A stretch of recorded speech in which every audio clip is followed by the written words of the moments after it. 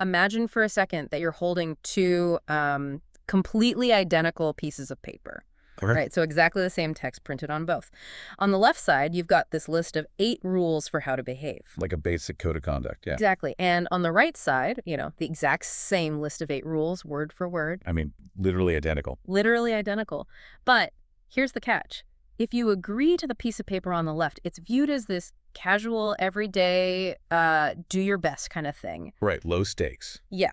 But if you agree to the paper on the right, you are stepping into a profound, high-stakes psychological crucible where one single mistake, just one, destroys the entire endeavor. So the ink is the same, the words are the same, but the invisible framework around those words changes, well, everything about how you experience them. Precisely. It's basically the difference between sketching a rough draft on a napkin and signing a legally binding, irreversible contract. The stakes alter your entire physical and mental posture toward the task. And that invisible framework is exactly what we are unpacking today on this deep dive. It's a fascinating topic. It really is. We're looking at a dynamic originally outlined in a conversation between 2 Buddhist teachers, Phrakru Burafa Pandit and Fra Mahasufon Sujino. Right. And at the center of their discussion is this massive, glaring mystery about human behavior and discipline. Yeah, the contrast is stark. So in Buddhism, there's a set of rules called the 8 precepts, often referred to as Sil 8. And then there's another practice called the Uposatha precepts. And here's the kicker. They consist of the exact same 8 rules. The behavioral requirements literally do not change at all. Not one bit. Yet they have different names, they command entirely different levels of gravity, and one is, exponentially harder to accomplish than the other. And while this framework obviously originates in deeply rooted Buddhist practice, it translates perfectly into a masterclass in universal human psychology. Exactly, which is why you, the listener, should care about this. Because it's fundamentally about the architecture of commitment, right? Yes. Even if you aren't practicing Buddhism and have zero intention of taking on any religious precepts anytime soon, this offers a profoundly revealing lens for looking at your own life. It forces us to look at the hidden weight of our daily intentions. And how we construct our personal discipline. Yeah. I mean, it asks what actually happens in the human mind when we decide to remove every single one of our safety nets. Which is terrifying for most of us, because I think most of us, if we're being honest, live in a world of half commitments. Oh, absolutely. We naturally gravitate toward that left piece of paper. We like the casual agreement. Because we live in an era that is entirely defined by the forgiving system. Yes, the forgiving system. Think about how we build our habits, our diets, our New Year's resolutions. They almost always come with built-in cheat days, buffer zones and mental escape hatches. Right. If you're doing a 30-day fitness challenge and you miss day 14, modern culture tells you to just give yourself some grace. Yeah, just pick it back up on day 15, right? Exactly. But what this discussion does is strip away that modern comfort and asks a very uncomfortable question. Are those safety nets actually preventing us from achieving a higher state of focus? That's a great question. So let's get into the mechanics of this, starting with the basic difference between these 2 identical sets of rules. Let's do it. We have Sil 8, the standard 8 precepts. The teachers make it very clear that you can take Sil 8 on any day, at any time. It's entirely up to you. Right. You wake up on a random Tuesday, you feel a burst of inspiration, you want to elevate your personal practice, so you take the 8 precepts. Casual. Self-directed. Exactly. But the Uposatha precepts operate under a completely different constraint. You cannot just casually decide to do them on a Tuesday because the mood strikes you. No, they are strictly locked to specific days on the lunar calendar. And that dimension of time fundamentally alters the nature of the commitment, doesn't it? It really does. This standard lunar observance is referred to as Pakati Uposatha, or the normal Uposatha. Yeah. And when a practice can be taken up at any moment, it inevitably bends to fit the contours of your existing life. You have a free weekend with no social obligations. Great, you take the precepts. Right, it's convenient, it serves your schedule. But when a practice is conditional on the calendar, when the universe dictates the schedule and not your personal calendar app, you are forced to align your life around the practice. Rather than fitting the practice into your life. Precisely. Okay, let's unpack this with an analogy. It makes me think of the difference between casually going for a run whenever you feel like it versus showing up for an officially sanctioned marathon on a specific date. Oh, that's a good way to look at it. Because the physical action is identical. You're putting one foot in front of the other. Sweating, breathing hard. Yeah. If you go for a run in your neighborhood on a Thursday evening, it's great for your health. But if you get a cramp, you stop. Or if it starts drizzling, you head back inside. Exactly. But if you've registered for the Boston Marathon and it's the morning of the race, the psychological framework is entirely different. Because the date was set by an external authority. Yes. The starting gun fires at a specific time, whether you slept well the night before or not. You can't just say, actually, I'm feeling a bit sluggish, let's do this marathon tomorrow. And taking that marathon analogy a step further, by removing the element of personal convenience, the Uposatha forces a period of anticipation and preparation that a casual run never will. You have to mentally brace for it. You do. You have to anticipate that date, clear your schedule, maybe even change your behavior in the days leading up to it just to ensure you're ready. Because these specific days are deeply tied to the waxing and waning of the moon, right? Yeah, it anchors the practitioner to natural cosmic cycles rather than their own arbitrary whims. You aren't just managing your behavior, you're synchronizing your discipline with an immovable rhythm. And when you synchronize with something immovable, negotiation is completely off the table. Which is hard for us. It's so hard. That is where we really struggle today. We constantly want to negotiate with our discipline. I need a rest day because work was stressful. Right. Or we want to negotiate with our diet because it's someone's birthday at the office. But the moon doesn't care if you had a hard day. The lunar cycle doesn't pause because you have a headache. Exactly. And when the schedule is externalized and entirely non-negotiable like that, it forces a level of reverence that self-directed practice rarely achieves. We see this in secular life all the time, actually. Yeah, absolutely. Yeah. We often fail at self-imposed deadlines for our personal projects, but we will move mountains, stay up all night, and push through exhaustion to meet a deadline imposed by a boss. Or a major life event. The external anchor creates the necessary friction for actual execution. It does. Which leads us to a really wild historical anomaly about those exact external anchors. Yes, this is fascinating. Because if the practice is tied to these specific calendar days, the obvious question is, which days are they? Right. Historically, according to the ancient teachings being discussed, the Uposatha was observed 8 days a month. Specifically, it fell on the 5th, the 8th, the 14th, and the 15th days of both the waxing and waning moons. So a solid 8 days of intense, immovable commitment every single month. Right. But if you look at standard practice today, that number has been slashed in half. A staggering 50% drop. Yeah. The 5th day has completely vanished from common practice. And furthermore, depending on the specifics of the lunar cycle, the 14th and 15th often merge into just the full or new moon observance. Right. Effectively leaving the modern practitioner with just 4 days a month, usually the 8th and the 15th. Only 4 days. So we drop from 8 days down to 4. And my immediate assumption was that the rules must have changed. Did a council of elders get together centuries ago and officially declare that the 5th day was no longer necessary? You would think so? But that's not what happened at all. The explanation is so much more subtle and honestly a lot more tragic. It really is. The leaders, the monks, simply stopped telling people about it. They stopped teaching the 5th day. And because the leadership stopped emphasizing it, it just slowly faded from the collective consciousness until it became a forgotten day. It's a terrifying case study in the fragility of tradition and knowledge. It didn't take a war, or a cultural revolution, or a grand theological decree to erase this practice. It just took silence. It took a generation of teachers omitting a detail. Exactly. But why would they omit it? Just out of laziness? No, it's rarely malice or laziness. Usually this happens out of a misplaced sense of accommodation. Accommodation. Yeah, teachers often assume a practice is too difficult for the average layperson. They want to keep engagement high. Oh, I see. If you demand 8 days of rigorous discipline, people might get discouraged and abandon the tradition entirely. So they dumb it down. Essentially, yes. Yeah. The leadership lowers the bar.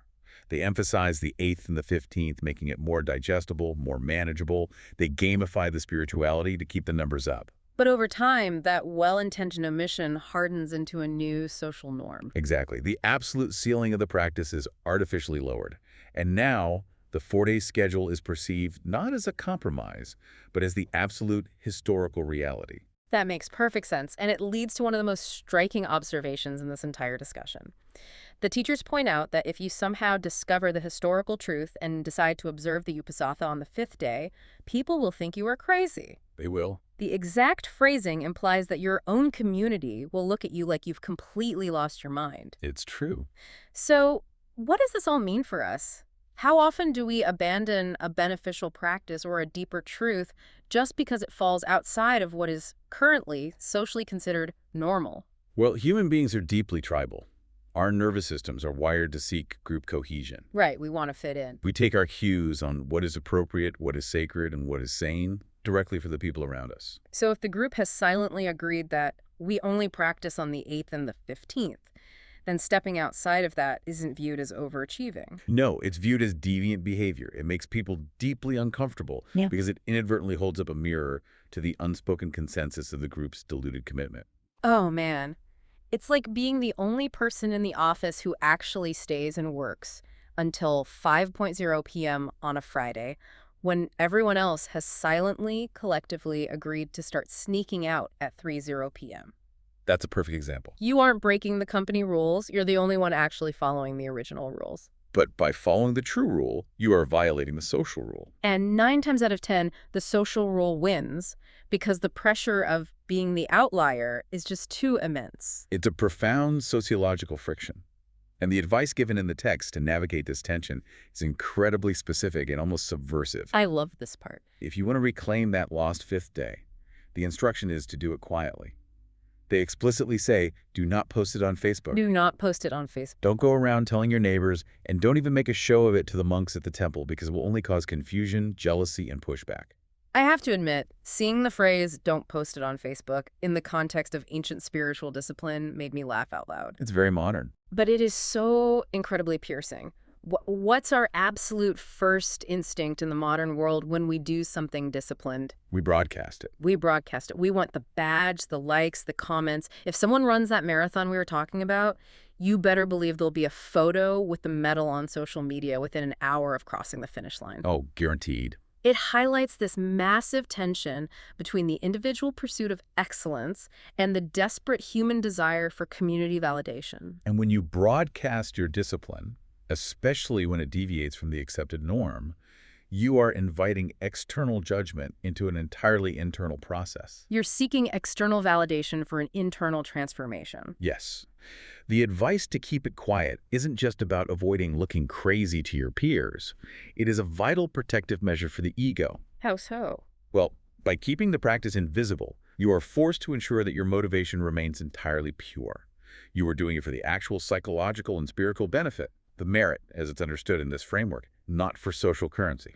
Wow. It requires a level of internal validation that most of us really struggle to muster. You can reclaim the fifth day, you can do the hard thing, but you have to be strong enough to do it without an audience clapping for you. And this struggle between what is easy and socially acceptable versus what is genuinely transformative is obviously not a modern invention. No, not at all. The historical context reveals that the Buddha himself dealt directly with people who took their practice lightly. Right, let's look at that historical account. Moving from our modern societal failures, there's a story of the Buddha going back to visit his own relatives. He gathers with his family, and he asks them a very straightforward question. Are you observing the Uposatha regularly? And they give him this incredibly casual, recognizable answer. They essentially say, sometimes. You know, we do it sometimes. When we can. When the harvest isn't too busy, when we aren't exhausted. It's the ancient equivalent of a shrug. The sometimes approach. It is the absolute hallmark of conditional commitment. And his response to this is not a gentle smile and a reassuring, well, doing your best is what counts. Oh, definitely not. It is a heavy, severe rebuke. The argument presented to them is that a human birth is an extreme, incomprehensible rarity. In this cosmological framework, being born as a human, possessing the specific consciousness required to understand and practice these concepts, is like winning a cosmic lottery. And by casually dismissing the practice with a sometimes, they're essentially taking that winning lottery ticket and using it as a coaster for their coffee. That's exactly what they're doing. I excitedly brought up the text-specific comparison here because it cuts right through to our modern anxieties about wealth and success. It's a great metaphor. The Buddha challenges his relatives by comparing their spiritual practice to massive, unimaginable worldly wealth. He asks them to imagine a person who earns millions of dollars every single day. Just astronomical, unending wealth. Right. And he asks, can that person, with all their millions, guarantee a single full day of absolute uninterrupted happiness? And the obvious answer is no. Oh, of course not. The accumulation of wealth inherently brings an accumulation of complications. It brings stress, it brings intense management problems, it brings the paranoia of loss, and the endless worry of the world. Sure, a millionaire certainly has access to intense moments of pleasure and comfort, but their wealth cannot act as a shield against mental suffering, existential anxiety, or even just a terrible mood. They cannot simply purchase 24 hours of pure, unbroken peace. But the profound counterpoint is that a person who observes the Uposatha properly, even for just one single day, can achieve happiness all day. Yes, leading to what is called Lokotara Sukha, which translates to a transcendental happiness. A transcendental happiness. It's a state of being that exists entirely above and beyond the worldly conditions of wealth, status, or stress. If we connect this to the bigger picture, it's contrasting two fundamentally different pursuits of security. Okay, break that down. The pursuit of wealth is the pursuit of external control. You are trying to arrange the outside world so perfectly that it cannot hurt you, Which is ultimately impossible. and therefore always laced with anxiety. But the pursuit of the Uposatha is the pursuit of internal mastery. You are fortifying the internal landscape so that the external world loses its grip on you. Wow. And that brings us back to why sometimes is such a toxic word in this context. Sometimes equals careless.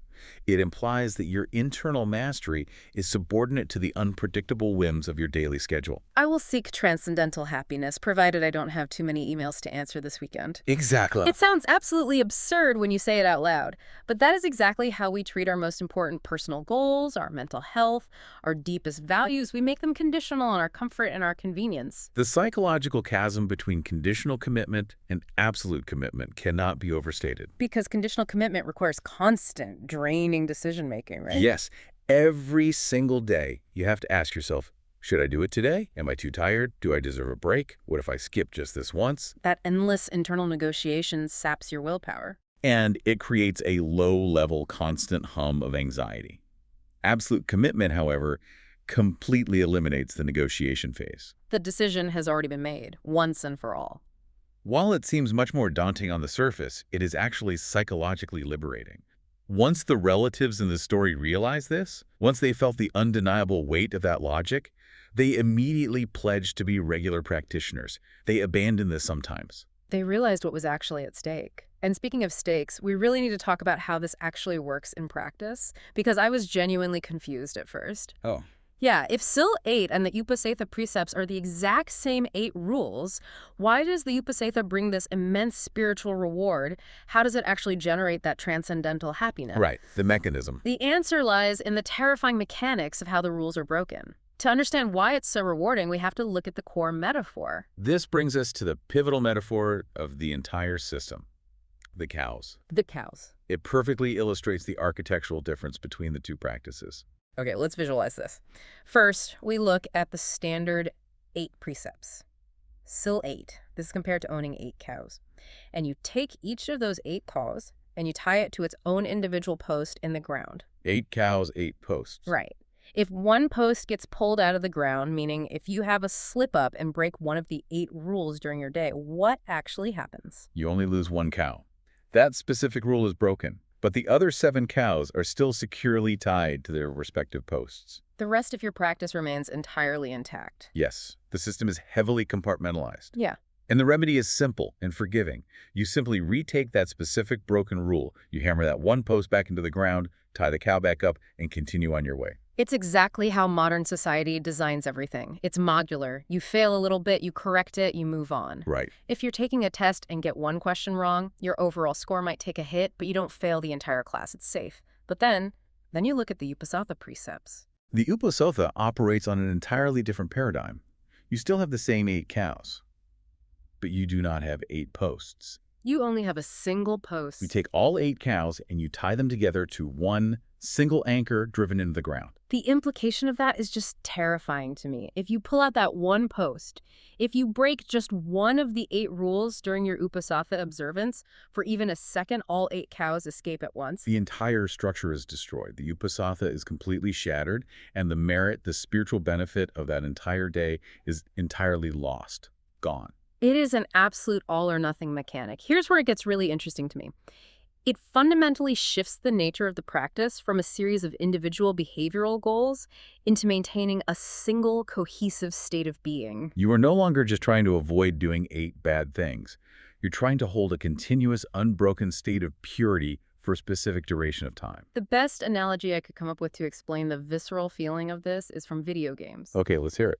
When you play a standard video game, if your character makes a mistake and dies, you usually just respawn at the last checkpoint. You lose a couple of minutes of progress, maybe some points, but you keep going. That's still the 8 posts. Exactly. But many games have a hardcore mode or a permadeath mode. If you make one single mistake, if you miss one jump or take one hit from an enemy, your entire save file is permanently deleted. Everything you've worked for, whether it's been 10 minutes or 10 hours, is gone. You have to start over from the very beginning. That permadeath concept translates perfectly into the real-world psychological experience of this practice. Ask yourself, how does playing a game on permadeath fundamentally change the way the player engages with the environment? Oh, it changes your entire physiology. You don't plug casually while watching a YouTube video on your second monitor. You lean forward. Your heart rate elevates. You check every single corner before you walk into a room. You calculate every footstep. Because the stakes are absolute. The level of focus goes through the roof. How does holding that level of absolute stakes change a person's minute-to-minute mindfulness? Precisely. And that hyperfocus is not a byproduct. It is the entire point. The all-or-nothing mechanic of the single post isn't meant to be a cruel, masochistic punishment. It's not. No, it is an architectural mechanism specifically designed to force an incredibly high state of continuous alertness. This is translated as needing a profound level of mindfulness, or sati. Wow. You cannot afford to zone out. You cannot go on autopilot for even a moment. Because the moment you go on autopilot, you might accidentally say something harsh or react out of anger and pull out the single post. This is exactly why the Uposatha is fundamentally harder to practice than the standard 8 precepts, despite the words on the paper being identical. It demands a moment-to-moment management of your own consciousness. And here's the secret, this continuous, unbroken mindfulness, the state of being completely awake and fiercely vigilant to your own actions and internal intentions, is the actual engine that generates that day-long happiness the Buddha spoke of. Yes. The Lokuttara Sukha doesn't come from simply checking boxes on a rule sheet. It comes from the luminous, crystalline clarity of mind that absolute stakes force you to maintain. The pressure of the single post essentially squeezes all the noise, the distraction, and the petty anxieties right out of you.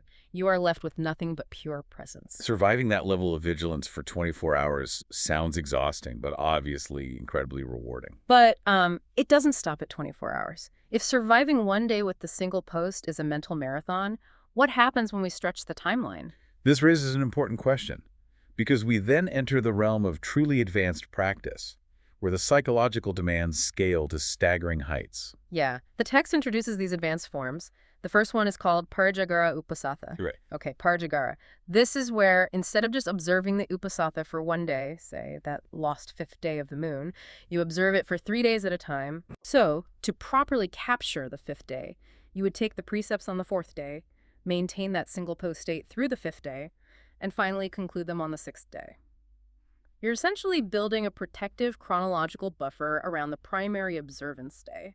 The word parijagara implies a heightened state of awakening or intense watchfulness. Yeah. Think about the psychology of building that buffer. Okay. By starting a full day early, you are intentionally, slowly decompressing from the chaotic frequency of worldly life. You are tuning your mind to the strict frequency of the precepts. The middle day, the actual 5th day, becomes the peak of the practice, fully insulated from the shock of transition. And the 3rd day serves as a controlled descent back into normal life. It prevents a spiritual whiplash of suddenly shifting gears from absolute purity back to answering stressful emails. It's like doing a rigorous multi-day warm-up and cool-down for your spiritual marathon. But even 3 days feels somewhat comprehensible. It feels manageable if you take a long weekend. But then we get to the final boss of these practices. The Parihara Uposatha. And this is almost impossible to wrap my head around. Parihara Uposatha is the ultimate marathon. It's a continuous, unbroken observance for 3 straight months. 3 months? Yes, this typically coincides with the Buddhist Lent, known as Vasa, or it can be undertaken during a 1-month period immediately following Lent. 90 days. Think about the math here, based on everything we just talked about. If you are doing a 90-day Parihara Uposatha, all 8 cows are tied to a single post for 3 entire months. It's terrifying math. If you are on day 89 and you have a brief moment of weakness, maybe you lose your temper, or you accidentally break a single rule in a moment of frustration, what happens? The whole 3 months is entirely shattered. The cows escape. The structure completely collapses. If the single post is pulled out on day 89, the entire Uposatha fails. Wait, I have to push back on this. That sounds borderline masochistic. If a practitioner breaks a rule on day 89, you're telling me they get absolutely 0 credit. That's the system. Doesn't that extreme rigidity just discourage people from even trying? Why risk 90 days of effort if a 5-second mistake ruins the whole thing? It's a completely valid reaction, especially from our modern perspective, Yeah. where we value partial credit for effort. Right. But the value of the Parihara Uposatha isn't about collecting a participation trophy at the end of the 90 days. The value is found in who you have to become on day 20, on day 50, on day 80, in order to keep that post firmly in the ground. Oh, wow. The threat of total loss is the only thing heavy enough to force a human being to maintain unbroken mindfulness for a quarter of a year. If you knew you could fail on day 89 and still get most of the merit, your mind would immediately start looking for loopholes and excuses to relax its vigilance. The absolute stakes eradicate the loopholes. Exactly. I just marvel at the level of administration like management this requires over one's own mind. We live in a culture where people struggle to maintain a 30-day diet, let alone go 24 hours without checking their smartphones. It's true. The idea of walking a 90-day psychological tightrope where a single slip-up equals total failure is staggering. How do you even physically manage that? You cannot manage it by simply trying harder. It requires a fundamental, radical restructuring of your physical environment. Right. You cannot live a standard, chaotic, worldly life and expect to survive a 90-day single-post Uposatha. It requires the practitioner to actively cultivate environments of extremely low temptation and extremely high support. Which perfectly explains the next major concept we're going to dive into, the intense practical danger of the domestic environment, why you can't go home. Yes, because while the macro scale of months is awe-inspiring, the daily reality is microscopic. It's about navigating the highly practical, mundane risks of daily life that constantly threaten this fragile state of mind. There's this old belief mentioned in the folklore of practitioners that when you are observing the Uposatha, you cannot enter your house. And the teachers are quick to dismantle the magical thinking behind this myth. Going inside your house does not magically break the rules. There's no invisible force field at your front door that shatters your precepts when you cross the threshold. No, technically you are allowed to go home. However, the origin of this deeply held belief is incredibly pragmatic. Because the house is an absolute minefield. Exactly. Your home is the geographic epicenter of your worldly attachments. So for sure. It's where your unresolved family dynamic resides, where the endless list of chores is waiting, where your comfortable bed and your entertainment systems are plugged in. Every single object in your house is tethered to a habit, a memory, or a responsibility that exerts a gravitational pull, dragging your mind away from the hyper-focus required to protect the single post. It is so true. You walk into your own kitchen and immediately you see a bill you forgot to pay sitting on the counter, or you see that the sink is full of dishes that your partner was supposed to clean. And suddenly, boom. Boom. Your heart rate spikes, you're annoyed, you're frustrated, you lose your mindfulness, you say something harsh, and the post is pulled out. The cows are gone. All because of dirty dishes. It's that easy. So if the home is such a disaster area for mindfulness, why don't people just stay at the temple until the entire observance is definitively over? Well, many do. The elderly experienced practitioners often stayed at the temple overnight during Uposatha because they understood that the physical environment dictates the internal weather. The temple provides a necessary supportive environment. Yes. To survive the absolute stakes of the practice, you must physically remove yourself from the arenas where you habitually fail. The temple acts as a sterile, supportive container. But even when they stay at the temple, the pull of the domestic world is relentless, leading to what is perhaps the most painfully human anecdote in this entire discussion. Yes. The tragedy of the rice cooker. I eagerly wanted to share the specific anecdote because it is so highly specific, slightly tragic, and very human. Tell me how this actually happens. The teachers describe a recurring situation where lay people are at the temple observing the Uposatha. They've done the hard work, they've made it through the entire day, they've slept on the hard floor of the temple. We're almost there. Right. The observance officially concludes at dawn, at sunrise. They are incredibly close to the finish line.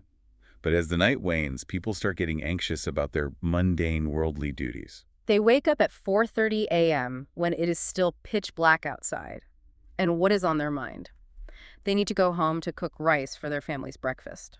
The domestic duty is pulling at them. So they get up at 4:30 a.m. What do they do next? Because they are in a rush to get back to their kitchens, and because they are operating out of deeply ingrained habit rather than deep, precise understanding, they go to the monks at 4:30 a.m. and they formally say goodbye. They take their leave of the temple, but the tragedy is they don't just take their leave of the physical building. By using the formal phrasing to say goodbye, they unwittingly relinquish their precepts. Exactly. They say goodbye to the monks, and they hand back the Uposatha rolls simultaneously, entirely abandoning the practice just an hour or two before the sun actually rises. And a powerful agricultural metaphor is used to illustrate the profound heartbreak of this mistake. It's compared to growing a crop of rice or nurturing a beautiful flowering tree. Okay. Imagine you've done all the excruciating hard work. You prepared the soil, planted the seed, watered it daily, weeded the garden for months. And right as the rice is finally about to bear fruit, right as the tree is forming its blossoms, you take a scythe, chop the whole thing down, and throw it away. Just hours before the finish line, because they wanted to get a head start on cooking breakfast. It's maddening to think about. Why would they intentionally throw away all that merit? Well, they wouldn't intentionally. The root cause identified here is not maliciousness or even weakness of will. It is described as unintentional carelessness born from ignorance. Ah. They simply didn't know the rules of the mechanism well enough. They didn't know that they could physically leave the temple grounds, walk home, cook the rice, and still keep the precepts intact within their own minds until the sun rose. They falsely conflated leaving the physical space with dropping the spiritual commitment. Yes. It's a profound lesson in how a lack of precise knowledge sabotages our hardest work right at the very end. How often do we do this in our own secular lives? We put in weeks of intense effort on a project, a rigorous diet, or repairing a relationship, and then right at the critical moment, because we misunderstand a boundary or we get anxious about some minor unrelated detail, we panic and blow the whole thing up. We pull the single post out ourselves right before dawn. Exactly. It highlights the vital difference between a rote action and true comprehension. These individuals were going through all the physical motions of the ritual, staying at the temple, wearing the appropriate clothes, chanting the correct chants, but they didn't fully grasp the underlying mechanics of what they were actually doing. And this tragic, accidental self-sabotage leads perfectly into the final overarching theme from the text. Which is how we measure our actual spiritual or personal growth versus the comforting stories we tell ourselves. The illusion of progress. Right. There is a specific daily chant brought up that is commonly recited by practitioners. It goes, "May I prosper in the religion of the teacher." It's a beautiful, aspirational sentiment. You say it every day, reaffirming your deep desire to grow, to get better, to advance in your discipline. But there is a brilliant, harsh contrast drawn between this verbal aspiration and the reality of many people's actual behavior. Yeah, true progression in the system is clear, linear, and measurable. You start with the basic 5 precepts of a layperson. Then, as you gain discipline, you advance to observing the normal Uposatha on the lunar days. Then, as your mindfulness deepens and your capacity expands, you might attempt the 3-day Parijaga and perhaps eventually a 3-month Parihara. That is what prospering actually looks like in action. You level up. You deliberately handle more weight as your spiritual muscles grow. Exactly. But the reality for many people is a steep, entirely unrecognized regression. They start out strong, keeping the Uposatha, but it's hard. The pressure of the single post is stressful. So they quietly stop. They fall back to just keeping the basic 5 precepts. But without the rigorous periodic anchor of the Uposatha to aggressively train their mindfulness, even those basic 5 precepts begin to slowly slip. They start telling small lies or partaking in intoxicants or whatever it may be. They are quite literally falling sharply. And the staggering irony highlighted by the text is that while they are literally regressing, while their discipline is quietly crumbling around them, what are they still doing? every single evening. They are blindly repeating the daily chant, "May I prosper in the religion of the teacher." They're actively slipping backward down the mountain, yet they tell themselves a comforting story of forward momentum simply because they are moving their mouths and saying the familiar words. It is the ultimate manifestation of cognitive dissonance. We substitute the statement of intent for the action of progress. As long as we are saying the right things, reading the right self-improvement books, or buying the right running shoes, we convince ourselves we are advancing, even if our core discipline is in a state of active decay. It's a gut punch because it is so universally human. Where in your own life are you chanting about your progress? Maybe talking endlessly about your career ambitions, buying productivity planners, discussing our fitness goals, while your daily actions are actually slipping backward. We tell ourselves we are prospering just because we are fluent in the vocabulary of success, completely ignoring the reality of our habits. It requires a brutal, unflinching honesty to look at your own cows and see how many are actually still tied to the post versus how many have quietly wandered off while you were busy chanting about your progress. It really does. Wow, what an incredible journey this framework has taken us on. Let's do a quick rapid-fire synthesis of everything we've unpacked today. We started with the mystery of two identical lists of rules, discovering how the introduction of time transforms a casual, anytime practice into an immovable, cosmic anchor. We explored the silent tragedy of the lost fifth day, dissecting the immense social pressure to conform to diluted, easier versions of ancient practices. It highlighted the quiet courage required to pursue rigorous discipline without seeking external validation or broadcasting it to the world. No Facebook. No Facebook. We felt the sting of the Buddha's rebuke to his relatives, reminding us that sometimes is just another word for careless. We learned that true transcendental happiness requires an absolute rather than conditional commitment, free from the constant anxiety of internal negotiation. We examined the terrifying but brilliant mechanics of the single post, how risking everything on a single point of failure forces a luminous, unbroken state of mindfulness that our modern forgiving systems simply cannot generate. We scaled the massive mountains of 3-day and 3-month commitments, only to realize that the most potent danger isn't the duration of the trial, but our own domestic environments and our tragic tendency to self-sabotage right at the finish line. Like mistakenly giving up our precepts at 4:30 a.m. just to cook rice out of habit. And finally, we confronted the illusion of progress, recognizing the insidious danger of substituting verbal aspirations for actual behavioral growth. Which leaves us with a final, lingering, provocative thought to mull over as we look at how we structure our own lives. Yes, this entire framework reveals a system where ultimate failure, the breaking of the single post, is always just one careless breath away. Yet it is this exact terrifying precariousness that creates absolute mindfulness and unshakable focus. It directly challenges our modern obsession with safety nets, cheat days, and forgiving systems. We desperately want our personal growth to be comfortable and guaranteed.